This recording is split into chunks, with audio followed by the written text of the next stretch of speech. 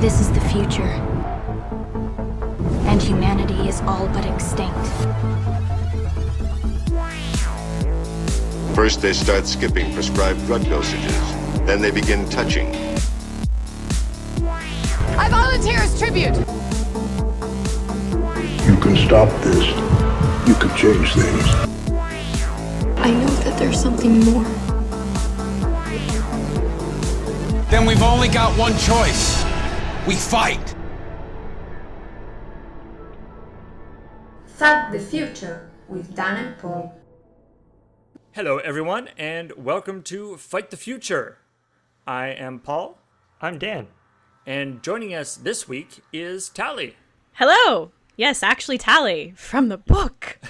Yes, we have gone into the book and retrieved the main character to be on this podcast. Good get, Paul. Yeah. What's with this world? Everyone is so ugly. I can't take it. So I was, we were talking about getting somebody to do this podcast with us, and I thought that Tally would be a good person to do this, and I didn't actually make the connection between the names until like 5 minutes afterwards. I was like, oh, wait a minute. That's weird. So like, you were not, I mean, maybe it was like a subconscious thing that I was thinking, thinking about Tally, but that was not actually like the main reason why we brought you in, that you happen to have the same name as the hero. Yeah. So who is this person, Paul, you brought into our podcast? Tally is a friend of mine who she's in Vancouver now, but used to be living in Victoria, and somebody who, from what I understand, has experienced being a 16-year-old girl at some point. I tried to forget, but yes, it did happen once upon a time. I've seen her in various videos, LoadingReadyRun, especially Desert Bus for Hope. Yep. A lot of work on Desert Bus. She handles all of the awesome crafts and stuff for Desert Bus, and also in mini videos, and has written at least one video for us. So singer, performer, writer, comedian, craftsperson, yeah, and of course with the crafting stuff, you are semi-professional crafter. Yes, people occasionally pay me for it, so I guess that would be semi-professional. And her stuff is like unbelievable too. Well, yeah. Thank you. I feel like this whole summation of what I do sums up to gets bored easily, needs constant projects.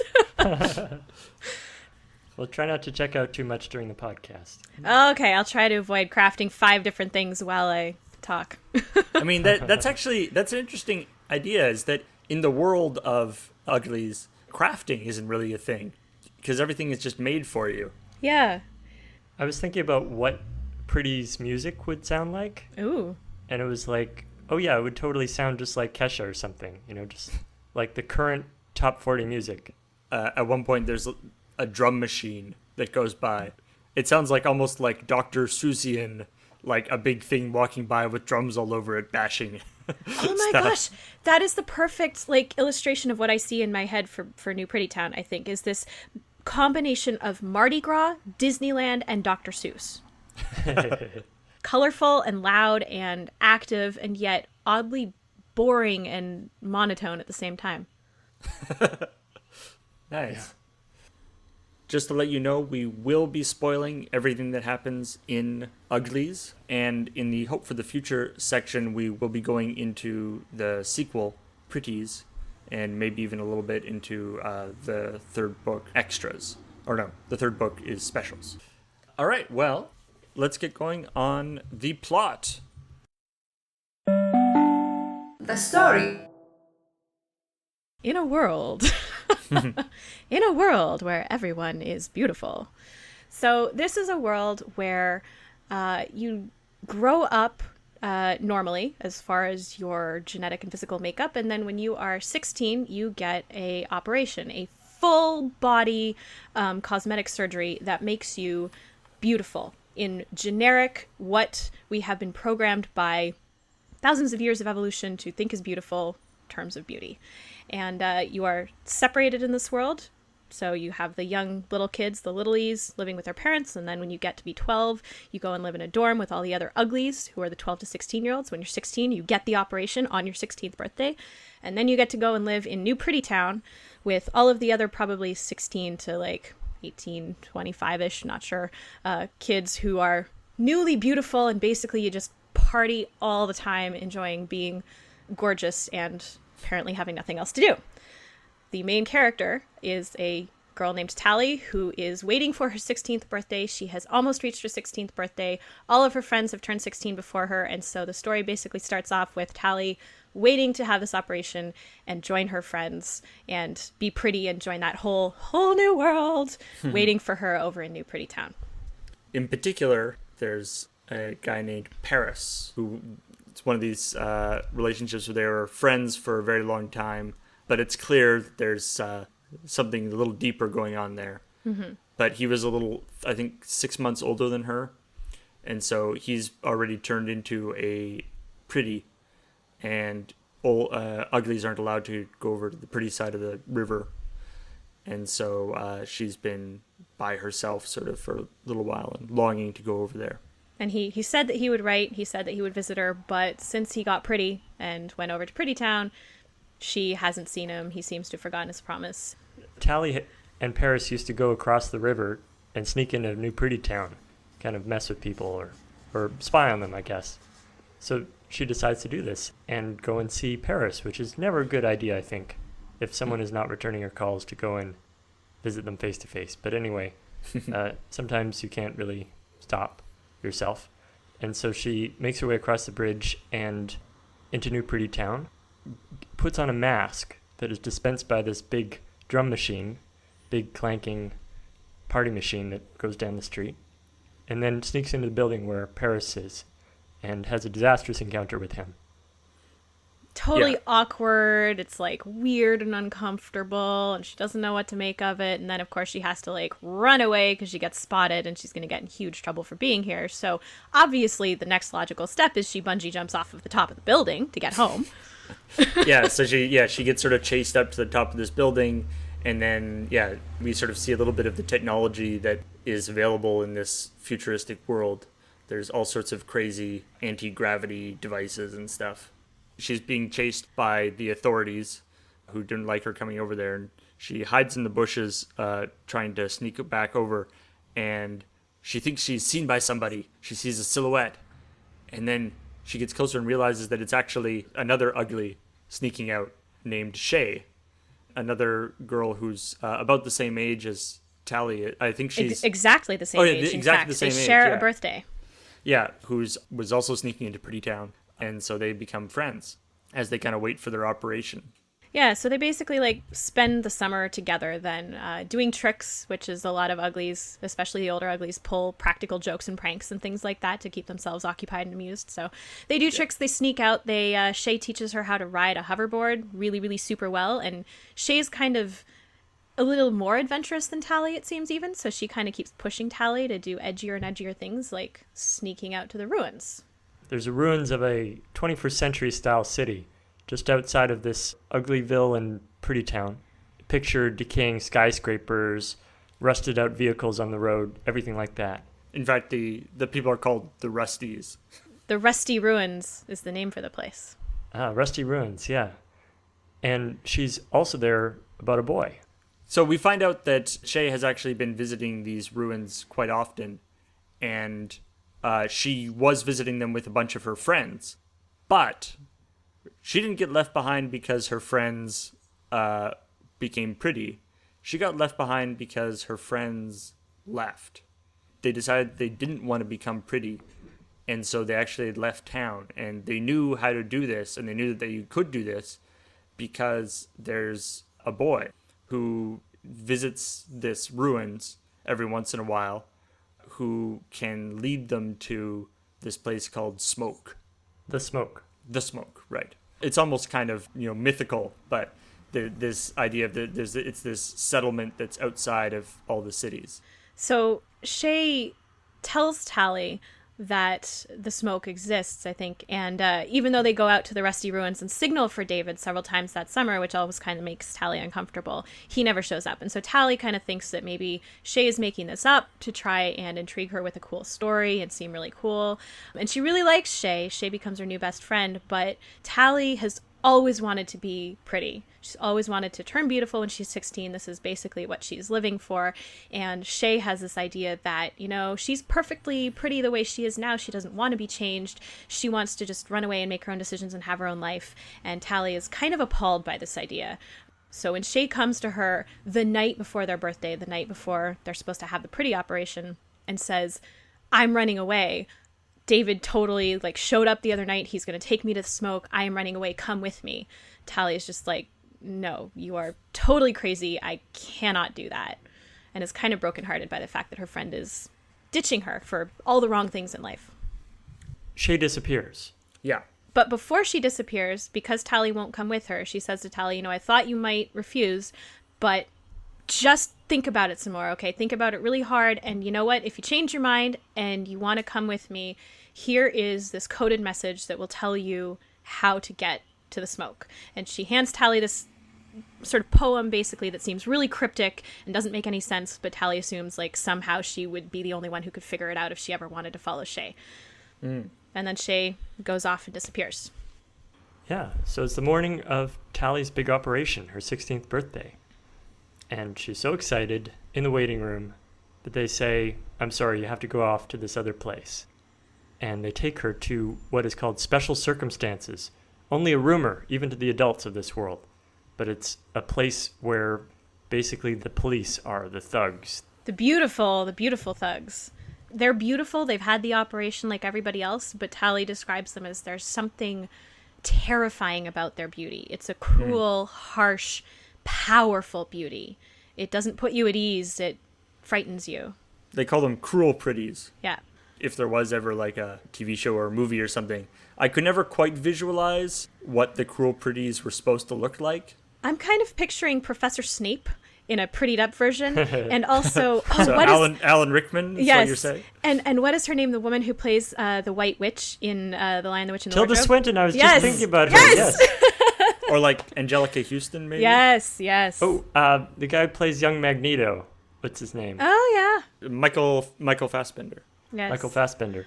This particular cruel pretty is named Dr. Cable, a woman who basically blackmails her into going after her friend and infiltrating the smoke, withholds her pretty treatment until she's able to reach her friend and reveal the location of the smoke. You would think that the smoke would make it pretty clear where the smoke is, but so sort of reluctantly, Tally starts off following these rather cryptic directions. Yeah, she's basically zooming out into nature and the ruined cities on her hoverboard, having various scrapes that she gets out of. In any case, she finally arrives there at the smoke. She was supposed to press this pendant as soon as she got there that would signal them about the location, but things keep getting in the way, like cute boys. Yeah, it's one of those, of course, she's like, well, I'll see how it goes, and if I want to, I can hit the pendant tomorrow morning. I'll do it tomorrow. There's no rush now, Just see what happens. And she becomes quite sort of embedded in this community. The smoke is this little sort of town. It feels very much like something you might see if you went to an old-timey town in the Ozarks kind of a thing. There's little one-story wooden buildings. They all eat together. There's a trading post. Yep, little trading post. You just don't get stuff out of your wall socket for free anymore. You have to trade for them. And there's a library where this old Crumbly, this old guy, they call them Crumblies, is keeping all of these incredibly rare and valuable, ancient, hundreds of years old books and magazines, like physical paper media, and the magazines show what people used to look like. And all of this horrifies Tally and astonishes her. These are magazines In Style. Yeah. She's like, these people were considered beautiful? Oh, no. And the ancient Crumbly that manages that place is 40, by the way. Yeah. So she's actually doing honest work for once. And also David, who is the son of the people who started the smoke, and the legendary David who brings everybody to the smoke, he kind of sees something in her that he likes. They hit it off, and he takes her into his confidence. And so then, of course, her decision about whether to betray them or not gets even harder. She also finds out that David is the only one who's, I guess, freeborn, or whatever you want to say. He has never lived in a city. His parents escaped the city, and then he was born in the wild. And it's very Beauty and the Beast, I think. She notices at first how he's totally an ugly. His eyebrows are uneven, and he's got acne, and he's got this scar on his face.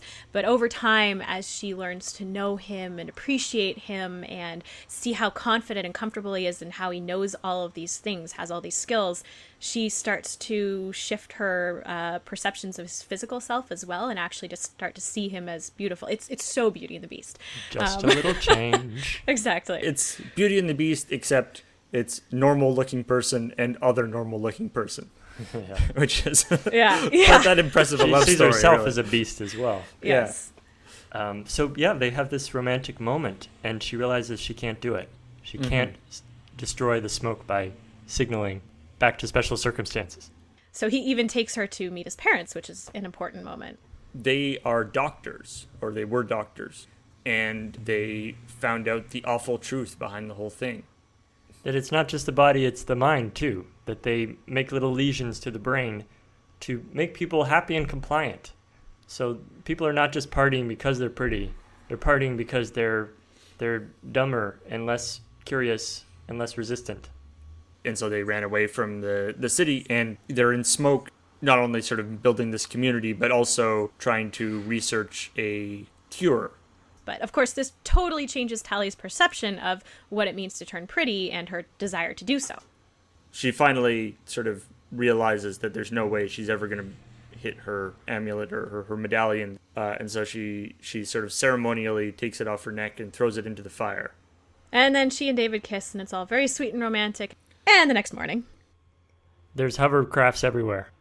destroy the pendant, special Yeah. circumstances is signaled. When it's destroyed, it sends out a signal. I'm not sure exactly how that works, but yeah, then everybody's rounded up and handcuffed and lots of chaos. Subdued. But Tally manages to escape, though. She cleverly gets control of a hoverboard and zooms away. And she hides out in this cave where David and she had their first sort of confidential special conversation, and it turns out he's there as well. So they hang out there for the night. Both, their world has sort of been ripped apart, particularly David's. He's just horrified. And then the next day, they go to see what's left of the smoke and also to look for David's parents. And it turns out that the smoke is emptied and basically destroyed. They've torn down, burned down everything, including the library with all its precious artifacts. They rescue a few of those artifacts that had been put somewhere else, and they go to look for David's parents, and they are not there. And it would indicate, signs would indicate that they were taken back to the city rather than killed on the spot. So Tally goes, all right, we've got to go save people. Yeah, the two of them decide to mount an assault on the center where they're probably being held. So they zoom back to the city, and they actually figure out cleverly how to drop down on the roof of the facility and break into it. Special circumstances building. That's right. Yeah, there's sort of a heist thing of them breaking in Mission Impossible style. Nano glue and jacking open the elevator shaft and jumping down with their bungee jackets, and it's all very cool. Yeah, and then they go That's in and cool. they find the prison floor and open it up, and they find all the Smokies, or all the people from Smoke, and are able to rescue them, except Shay has become a pretty. And it's changed not only her appearance, but also her personality. She seems very giggly and kind of vapid and, la-di-da. So they escape with everybody, including Shay. They bring her along, and they go back to the rusty ruins where they're hiding out. Part of the raid is they manage to make contact with some young uglies, some 15-year-olds and younger, who help to mount a distraction. And so it turns out that they'll be the seed of kind of the Smoke movement. Encouraging more and more kids to come out to the Smoke, make contact with them, learn the truth about their city. and also actually during the raid they briefly encounter Dr. Cable and then whack her on the head. Oh yeah, that's very satisfying. They knock her out. But what's important about that is that Dr. Cable has a data pad with her that they steal when they get out of the city and have a time to sort of think for a sec. David's mother looks at this data pad and realizes that it has info on it that will allow her to make this cure for the brain lesions that the Pretty process provides. So they can steal equipment and make this thing, and it's just a pill. It's real simple. So Shay would be the first experimental subject, except that she likes being a Pretty. Of course, because she's got the brain lesions. And there's a small risk that this will turn her brain to goo as well. Yes. So it's not entirely because she is mind controlled. There is also some self-preservation stuff. And Tally wants to force it on her, knowing that it's for her greater good. And David's mother essentially says, no, that makes us one of them. That's what they say when they give you the Pretty operation and the brain lesions. I know that this would be better for her, but I cannot make that call. That is morally wrong. We cannot do this to her without her consent. So they have no way to test the cure.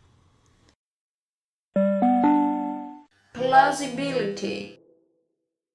So, I guess this could be the big thing. I mean, obviously there's sort of the plausibility of the technology and stuff, but the central premise that this is why they're doing the Pretty operation, especially before we find out about the brain stuff.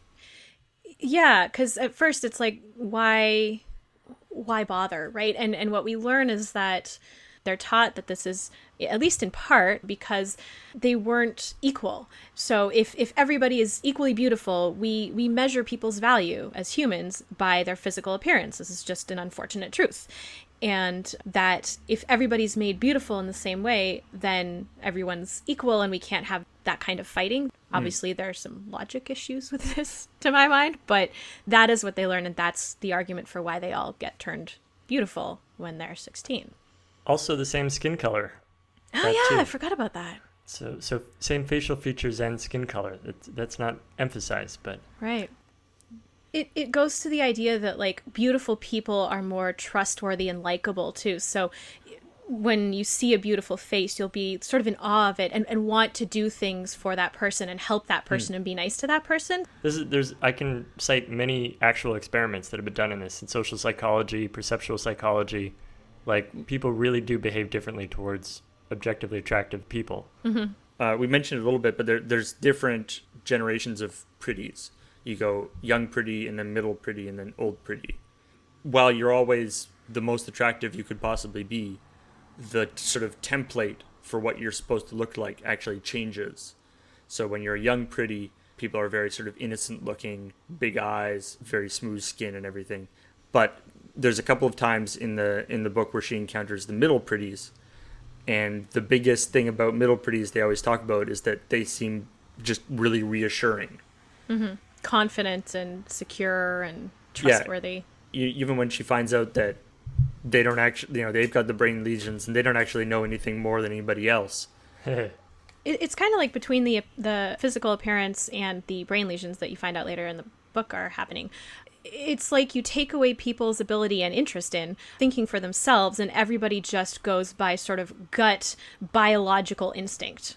Right. With everything that they do in all their interactions. Yeah, so they're actually made more vulnerable to prettiness and more apt to judge people on their prettiness by the brain lesions as well.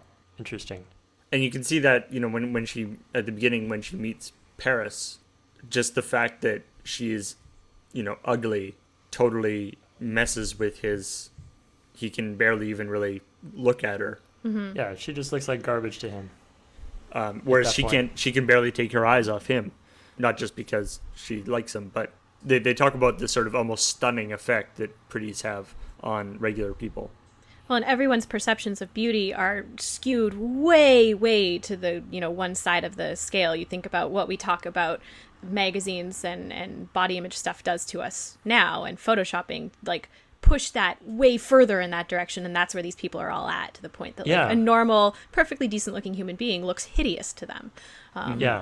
And it's a great commentary on the kind of Photoshop magazine vision of beauty, because it's not beauty per se, which can be somewhat subjective, which can be, distinctive. Like there could be imperfections. Like Tilda Swinton is very beautiful, but she's not pretty in that way. And to them too, asymmetrical is not pretty. Like everything needs to be perfectly symmetrical, which I think to us now in real life, that kind of calls up the uncanny valley, right? Like that's not normal to us. And one of the moments that Tally has in the story is looking at nature and realizing that nature, which has had no help from anybody and has imperfections, can actually be stunningly beautiful all on its own. And this kind of speaks to her starting to change like she does with David and realizing that he has a different kind of beauty and understanding that, you know, that kind of beauty is in the eye of the beholder, and beauty is also, it can be imperfect. Yeah, or that there's more to growing feelings than just prettiness. Yeah. There's other things go into that mix. And yet it never wears off. Like when she sees pretties, even later on in the book, you know, they're still dazzling. Her instincts kick in, yeah. Yeah, which I think this is very real. I think that we all have this instinctive thing.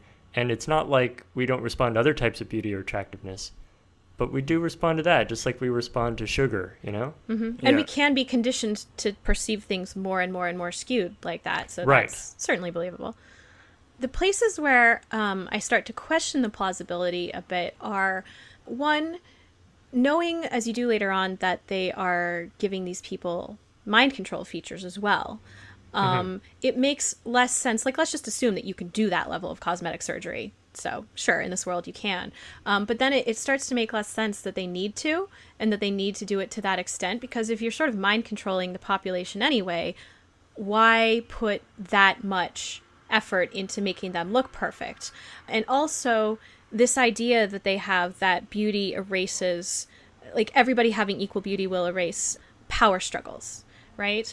And this doesn't really hold when you consider the fact, something that we get more from the second book, things like you can go and have more enhancements. You can get extra surge, as it's called, to like get ruby colors in your eyes and get cool moving tattoos and like these things that come in and out of fashion. It's all about fashion. So they haven't really eliminated that from the world at all. And they're still the people who are cooler. Wouldn't that just make the small distinctions way more important? Yeah. So that really hasn't solved the problem. It's really the mind control that's actually keeping everybody controlled and calm.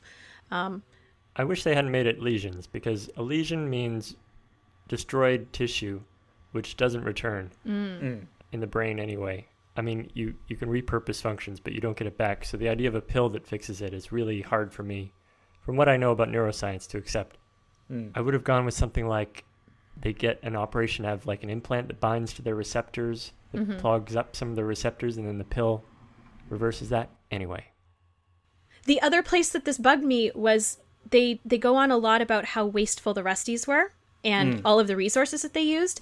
And when you look at it, particularly again in the second book, when we learn more about the intricacies of Pretty Town and just how much they have and throw away and they recycle it, but the resources that must be spent, unless they've found completely clean energy and totally clean ways of manufacturing it, this is not a resource light society at all. Interesting. They are living very large. I guess the implication is that there's like, some solar power or something. Like they talk about how on the outskirts of the cities, there's like automated factories and stuff. But that is kind of hand waved a little bit in terms of, it's like they seem to have all the advantages of being more consumer oriented, being more disposable oriented, and yet they're still have this sort of moral superiority of being more environmentally friendly. Like they allows the forests to come back and stuff. And I think part of that is that the population is just a lot lower. Yeah, I got that impression. Yeah. What if it's partly that they're conditioned to like certain things that are in narrow categories that maybe can be produced efficiently and recycled completely? They love soy. Yeah. If you only like disposable crap that your clothes are made out of, then maybe you could make that process more and more efficient. In the cities, everything is, whatever, protein loaf, soy grown in vat. Like pad thai and curry. Yeah. Like lots of tasty dishes that are completely vegan. Yeah. I was thinking, there's the thing where she sees David and then sees David's father and is amazed that they look similar. Oh, yeah, that's a neat moment. Oh, that's interesting. I missed that. And David's parents are like, yeah, because, what makes people look like their parents are all the differences, the nose being a little bigger or the, whatever. And that all gets taken away. It is kind of an intriguing idea that this whole society knows, to some extent, a whole bunch about biology and evolution, like how we perceive people, but like nothing about genetics. That's just not even part of the conversation. It's kind of bizarre. Well, that's true. Yeah, nobody's genetically engineered to be pretty. Yeah. It's all just cosmetic surgery of a very advanced nature. Yeah. I mean, it is an interesting difference from a lot of other dystopian stories. Like, it's a very common thread in all dystopian narratives that you have, well, and in our real life, but that you have the huge power struggle, and usually the big secret is the big bad guys at the top are keeping down the little people at the bottom, even if the little people don't know it. Like, all these stories. Right. What's particularly odd and different about this one, I think, is that they're doing it by spending a lot of effort and resources giving all of these little people what human beings, in a sense, have always wanted, right? Not just changing their minds to make them happy with their miserable lot in life, but also like, okay, well, yeah, we'll give you all this wonderful enhancement and make you beautiful, which is a very different answer than a lot of stories have. But like, part of what makes a society work is people being less aggressive, less curious, less ambitious, basically happy to do what their society tells them to do at every stage of their life. And that's and people are not working the angle as they are in the real world. And so they are able to live in this limited set of resources. It becomes kind of an interesting philosophical question. Societies function because we, as a group, agree to live by certain rules. Everything from, the way that we operate in terms of buying and selling in our food and following the rules of the road and not murdering your neighbors and stuff. And obviously there are people who break those rules, and those are occasions that are dealt with and punished. But generally you have this group of people who choose to agree to these life codes and these moral codes. And that works imperfectly, but it does work. And we're all given the choice of not. You can go live in the woods somewhere and do what you want. You can break the law and kill somebody, but there are consequences for it, right? So then you have this question of which one is better? The perfect society where really there are never any hiccups, but nobody's given the option to buy into that system or not, or the imperfect society where things can go wrong, but nobody's being forced into it, right? So ultra-planned society, but one that's actually really successful and really humming along.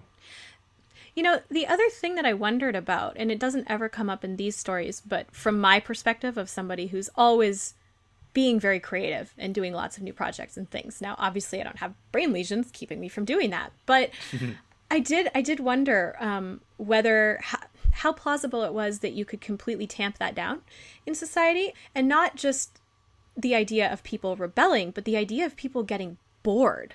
I thought about New Pretty Town. I'm like, that would be really fun at 16 maybe it's 16 for as much as a year, but maybe not even that long. Like, even at 16, you'd just be like, I want to do something else. It would be so boring. And there just isn't a lot of creativity.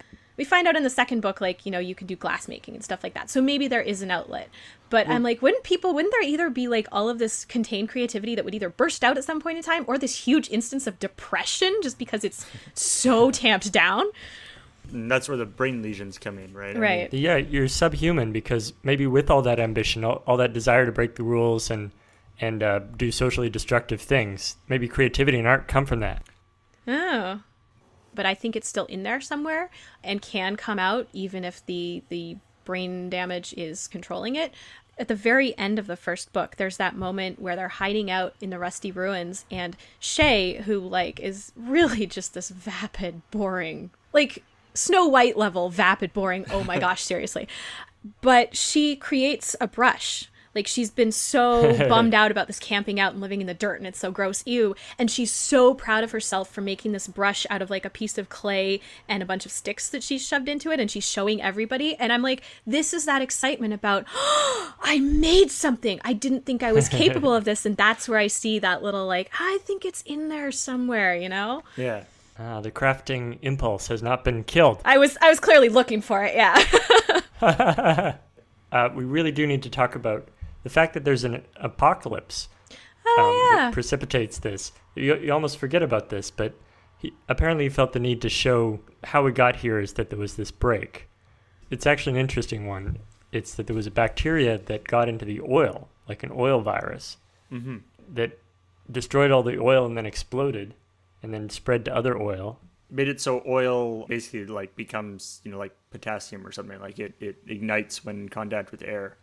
And so things collapsed completely. People fled the cities.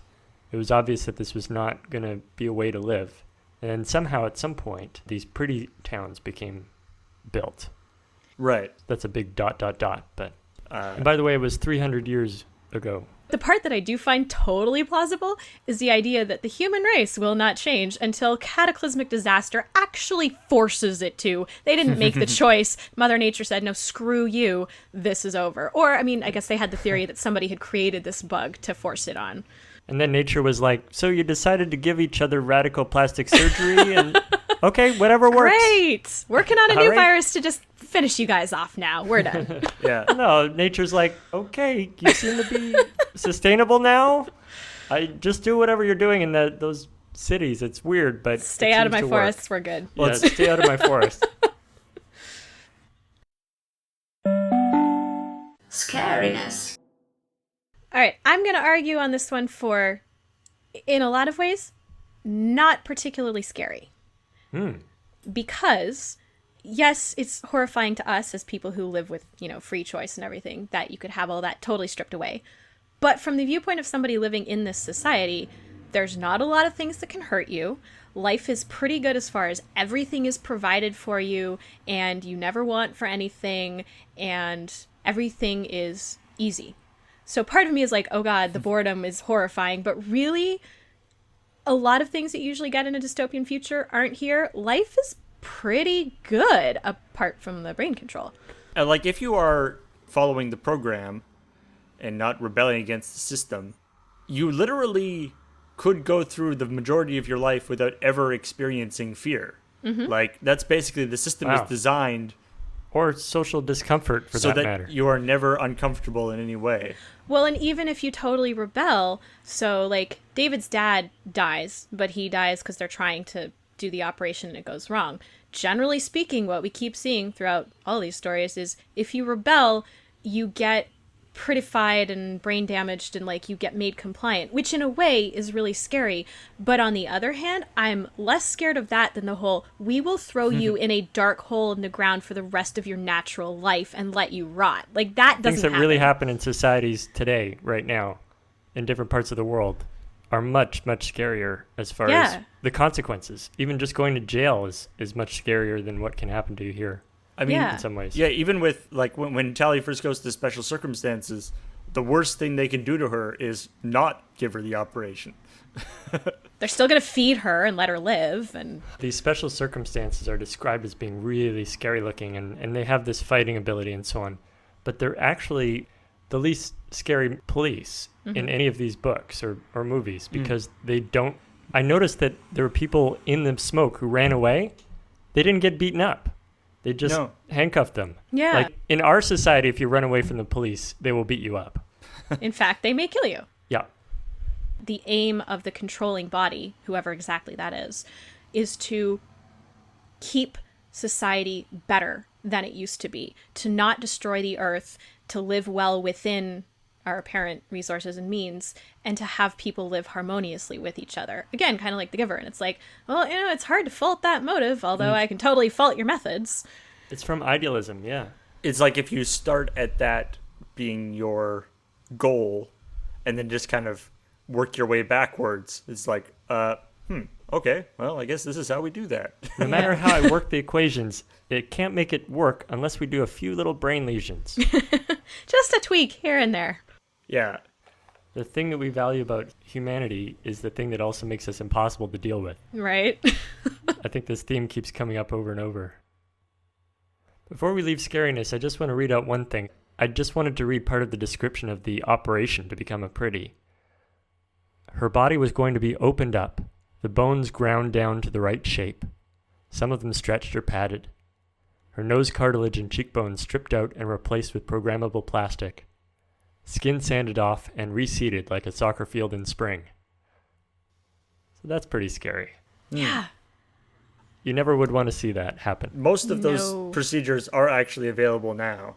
Yeah, it's just all of them at once. Yeah. Are they really? Because it sounded so crazy to me. I'm like, how much actual human is left?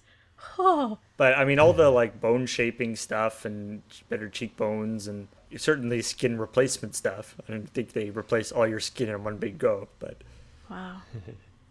Ugh, I am never getting cosmetic surgery. Ugh. How would they do? I am somebody who designs the amusements for the young pretties. Because you got to keep coming up with new stuff all the time to keep them interested. But the stuff has to be basically childproof, if not like more than childproof. They have safety fireworks that they like shoot at each other. Mm-hmm. And they have the bungee jackets that make it so they can jump off buildings and all this stuff. I can imagine it would be like there would be a process of like, okay, I just came up with this really awesome new thing that we could do. You know, it's like this car that drives around and shoots confetti and all this stuff. And then you like build one and send it out, and then it comes back. It's like, okay, somebody put their face in it and got hurt, so we have to fix it. It's like, okay, well, we'll put a grid. Like, there's just like a whole series of like trying to make these things so they're still fun, but nobody could possibly get hurt on it at all. Yeah, I like the idea of all these extremely pretty corpses that are being caused by just stupidity. Yeah. All right. Well, I am Tally, not Youngblood. That's such a stupid last name. My last name is better. That is such like a Lord of the Rings last name. I know. Actually, I kept thinking like it's such a teen vampire type name. Anyway, like somebody on the forum was like, is that even really a young adult novel? And I'm like, Tally Youngblood. Yes, it's a young adult novel. Yup. Dates Edward Sparkly Face. So I am Tally Heilke. Thank you very much. At 16. And my 16-year-old self is probably quite pleased to not have to look like her 16-year-old self for the long term, but also, you know, intrigued by all of these rumors of the smoke. And I think she actually gets up the guts to go out there and check it out for a while. And, you know, it's kind of interesting and different and really like seeing more of the world, but I really hate pit toilets, and I really, really miss running water. I mean, we're talking about me at 16 here. Camping, not a fan. Really want a hot shower and a toilet that flushes. So I think I end up, after a while, going back. They talk about that happens. Yeah. It does. And I get my operation, and I get to be pretty, and things are pretty, you know, vague, and I don't remember how much I might have liked being outside and doing all this cool stuff. But I think over time, especially when I get to be a middle pretty, maybe I get one of those jobs where they remove the lesions and I'm a little bit more able to think. And I think I regret my foolish decision of my younger self, while also knowing that it probably wouldn't have worked out well for me staying out there. And I think I start to try and find some different way to get back out in the wild or live slightly outside the confines of what my society says I should be doing. But I think I live with a lot of regret and wondering. Basically, I don't make good decisions at 16. I just don't. They talk about in the second book a little bit how pretties who were at Smoke are really popular in pretties because you have like all these awesome stories. They were the bad boys. Everyone wants to be your friend for at least for a while. I think also that experience then, me coming back at 16, getting pretty, and then having all of that attention and being cool, probably would have been very, very bad for me. So I probably didn't turn out to be a particularly likable person. Nice. I am in a teenage punk band. Ooh. I'm a 14-year-old, and I found an electric guitar hidden in the archives. All of us saw this sign that was written across in sparklers as the diversion for the assault on the special circumstances that said "The smoke lives." And some of us knew what that meant, others had to ask about it. But there's a murmuring in the dormitories that what our teachers are telling us is not quite right, and that there's a different way to live.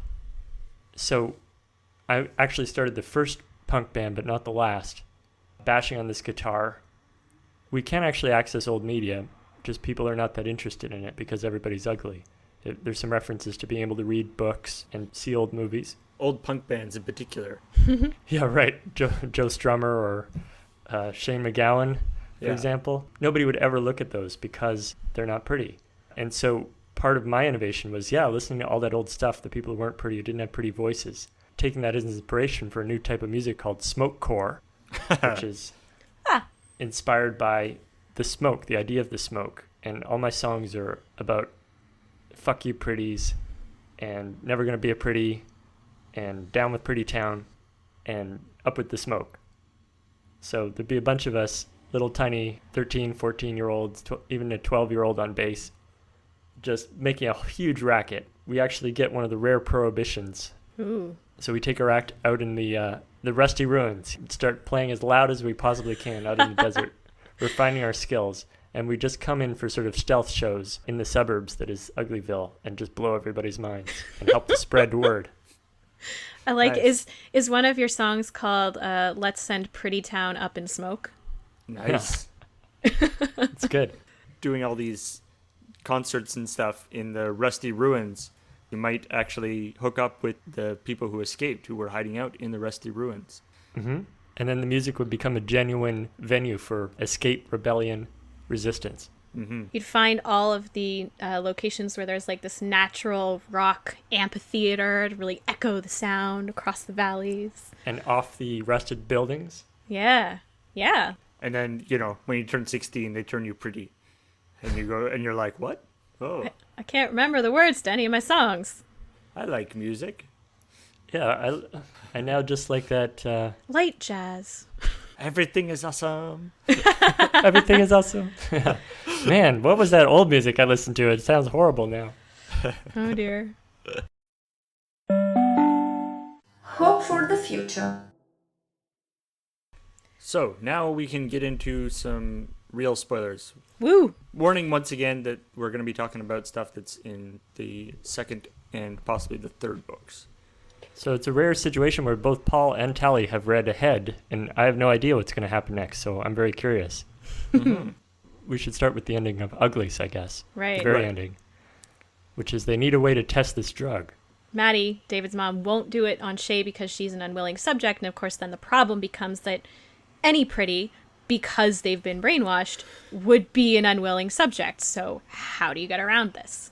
The solution is that Tally goes, I want to undergo this treatment, and even if I object to it once I become pretty, please do it to me anyway.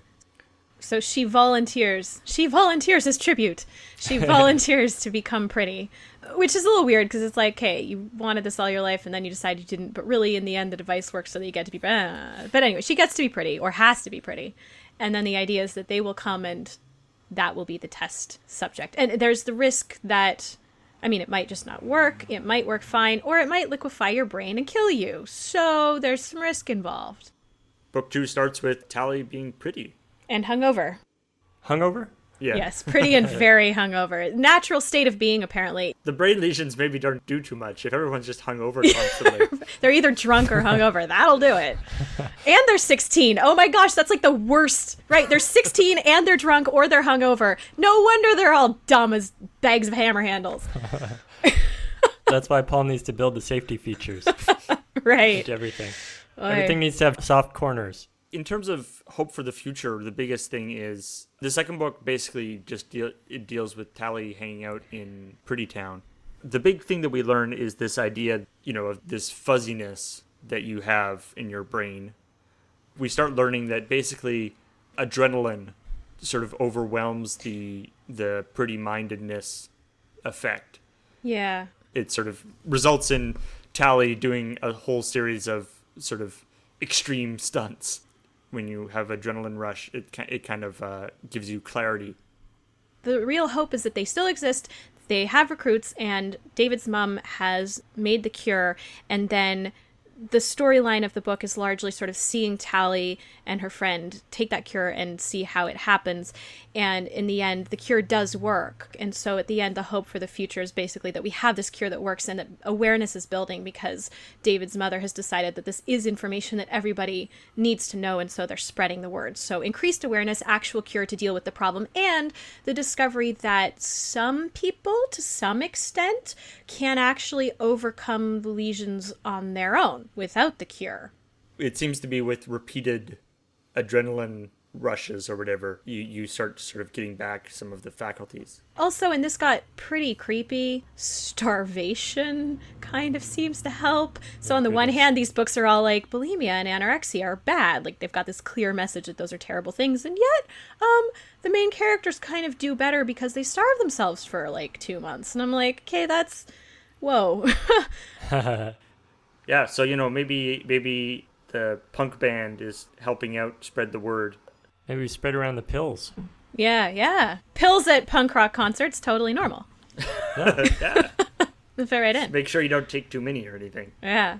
The other side of the sort of hope for the future is that we do, in the second book, discover some even darker goings on of the people in charge.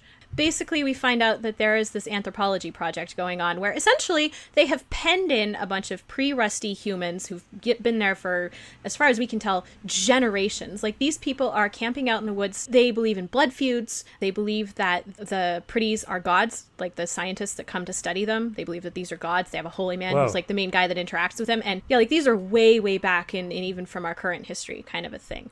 And, the tribes take turns killing each other in this ongoing revenge pact kind of a thing. And this is basically somebody's giant science project. These people are penned in. They think the world is a 7-day march across in any direction, and they're being studied. So there's that extra darkness. Wow. The implication is that basically they are creating this situation where there's, they have this like blood feud going on. There's, it's an extremely aggressive society such that they can basically look at their brains and see what parts they should be, messing with for the lesions. Yeah. Wow. And also going, hey guys, so this is our argument for why we should brainwash you all so that you don't behave like this. Look, we have a whole science experiment of real human beings, totally ethically cool, that demonstrate why the rest of you shouldn't be this way. Woo! It's really creepy. Okay, what about at the end of the third book? Where are we at the end of the third book? Paul, you can help me out here. As I recall, basically, Tally then gets recruited to be a special.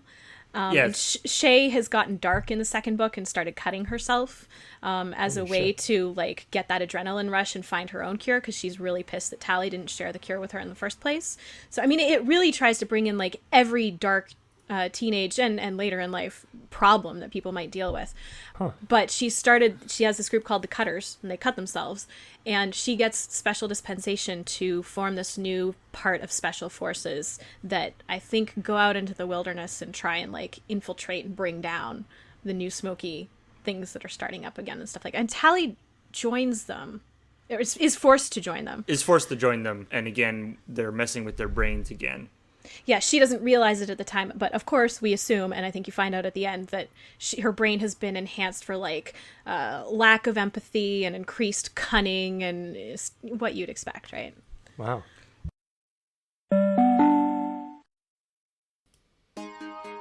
So you'd never heard this song before? No.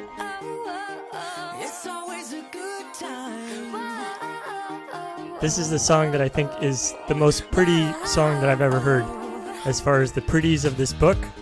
So you can imagine them maybe singing this on repeat during their parties. Yeah. Hands up if you're down to get down tonight. 'Cause it's always a good time. Slept in all my clothes like I didn't care. Hopped into a cab, take me anywhere. I'm in if you're down to get down tonight. 'Cause it's always a good time. Good morning and good night. I wake up at twilight. It's gonna be alright. We don't even have to try. It's always a good time. I don't know, I like a lot of dumb pop music. Something about this is sinister, though, to me. Like, it just screams dystopia in a way.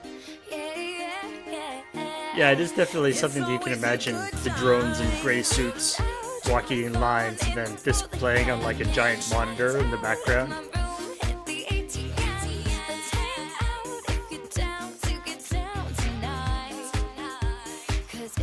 Like, do you want it to always be a good time? Like, philosophically.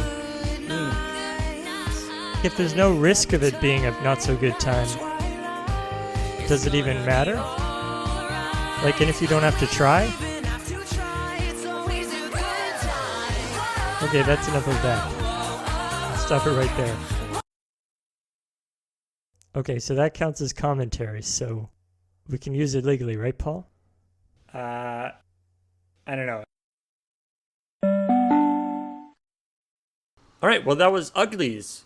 It's actually covered a lot of ground in terms of various different growing up things, social stuff. Usually they concentrate on like one aspect of the society or of the process of growing up, you know, whether it's like choosing your school or choosing your job or whatever. But Uglies kind of did a whole bunch of different stuff, which I quite liked.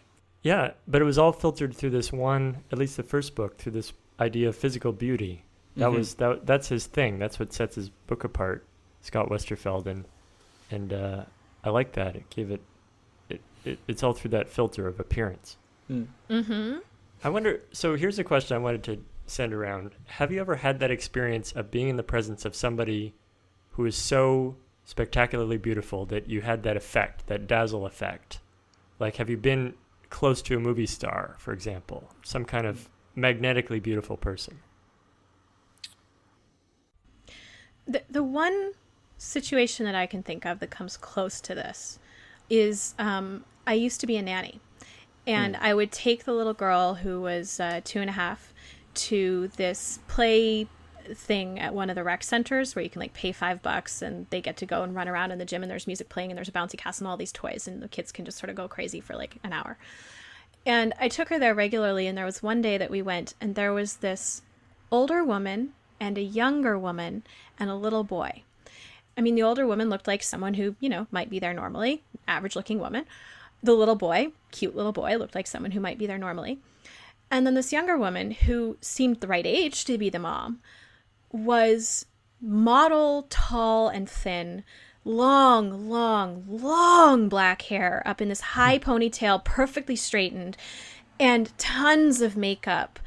And she was like perfectly dressed and coiffed. Like, she just looked so perfect. And I could not stop staring at her. And in large part, it was because she stood out like a sore thumb. And I was trying to figure out who she was. I'm like, are you the mother? You can't be the mother and be dressed like that and nail. Like, how would you have the time? That was the closest that I've come, I think, to an experience like that. This is a Loading Ready Run podcast, which means that it is supported by the Loading Ready Run Patreon at patreon.com/loadingreadyrun. In 2 weeks' time, we're going to have another guest and the movie Insurgent. You can contribute to a conversation about the episode on loadingreadyrun.com/forum. And I read that a lot, so check it out and post something about what you think. Subscribe on iTunes and rate and review. It actually helps. Our theme music is written by Bradley Rains, and the interstitial segments are by my friend Kiara Kant. So thanks so much, Tally, for joining us. That was great. Hey, thank you for having me. That was really fun. And may the odds be ever favoring the bold. That's not as easy as it sounds, eh, Paul? That's when you have odds. I don't know. Stop. It's something like that. I did so much better when I tried. I got so much further with it. May the road rise up to meet you. Yeah, there we go. May the wind be always at your back. May the sun shine warm upon your face and the rain fall soft upon your fields. Until we meet again, may God hold you in the palm of his hand. That's lovely. That should be our new sign off. And may the odds always be in your favor. That's part of that whole thing. Yeah. It totally fits. I think so. All right. Thank you very much for listening. Thanks for listening. Bye-bye. Bye.